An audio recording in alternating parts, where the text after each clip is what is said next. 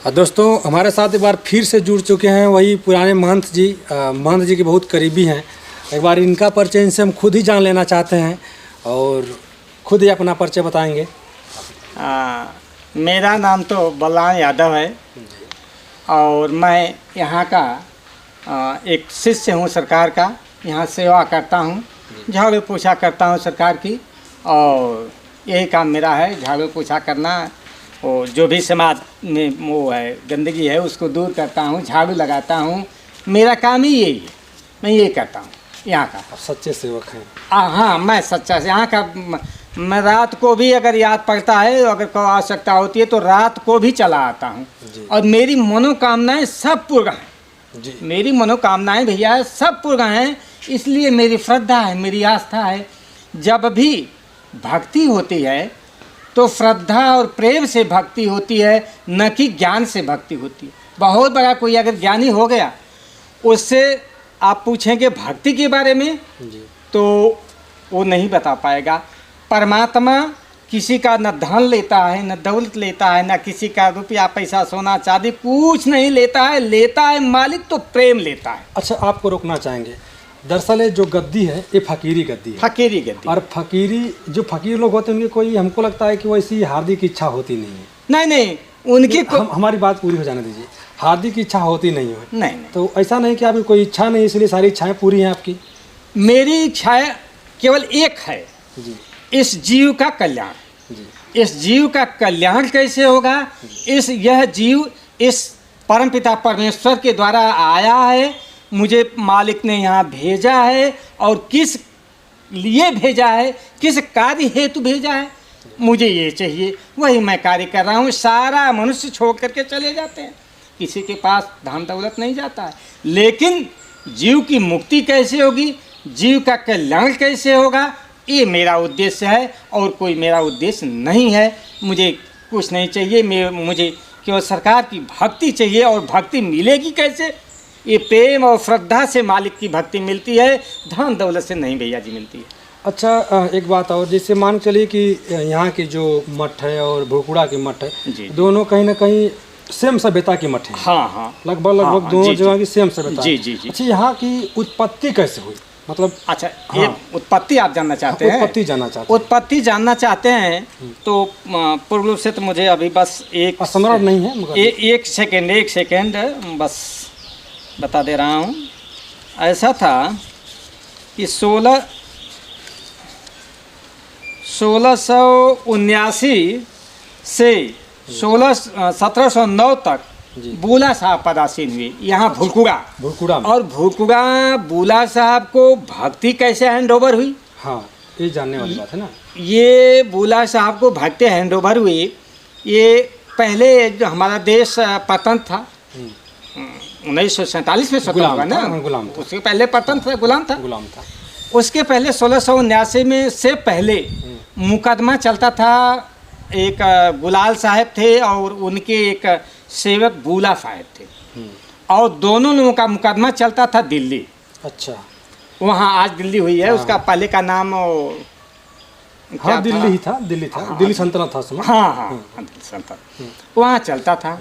ये गुलाल साहब लेकर के बूला साहब को गए, अपना जो सेवक थे, समझाए थे, गए, और 3, 4, 5, 6 महीने में जो भी पहुँचे अपना पहुँचे। हाँ, पैदल का साधन था, न कोई ट्रेन थी, न कोई चच्चक का थी। आज जैसा विकास तो था नहीं। गए, वहाँ जाने के बाद जमुना एक नदी पड़ती है, और जब गए तो जमुना जी के से नाव से उतर करके जब उस पार गए तो एक यारी साहब फकीर थे, जो फकीरों की बात होती है। ये फकीर थे, यारी साहब मुसलमानी धर्म के थे। वह मुसलमान थे, फकीर थे। जब ये लोग गए तो वहाँ जाकर के अपना मत्था टेके और कहे कि हे सरकार, हे संत, हम जो है अपना मुकदमा जीत जाएंगे तो आपको हम 10 रुपया, उस समय 10 रुपया बहुत था, 10 रुपया हम पूजा दे। गए, वहाँ तारीख थी, मुकदमा जीत गए। और अंग्रेजों से मंदा चला था, जीत गए। जीत करके भैया जी और वहाँ से चल दी ये बूला साहेब और ये गुलाल साहेब। गुलाल साहब जात के जमींदार थे और बूला साहब उनके सर सेवक थे। जमींदार जात का मतलब? जमींदार वो थे कि जो जिनकी जमींदारी जागीरी चलती थी, वो 10, 20, 50 गाँव के मालिक हो जाते थे, वो अपना चलाते थे। स्वर्ण कास्ट के थे। हाँ, स्वर्ण कास्ट। सरकार एक थे।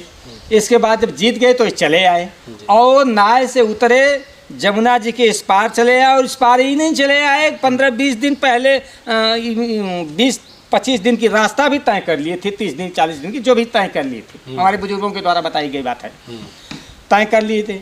अब जब आए तो एकाएक इनको ख्याल पड़ा गुलाल साहब को, अरे हमने तो उस फकीर को कहा था 10 रुपया देने के लिए और दिया नहीं, मुकदमा मेरे पक्ष में आ गया, डिग्री हो गई और मैं चला आया।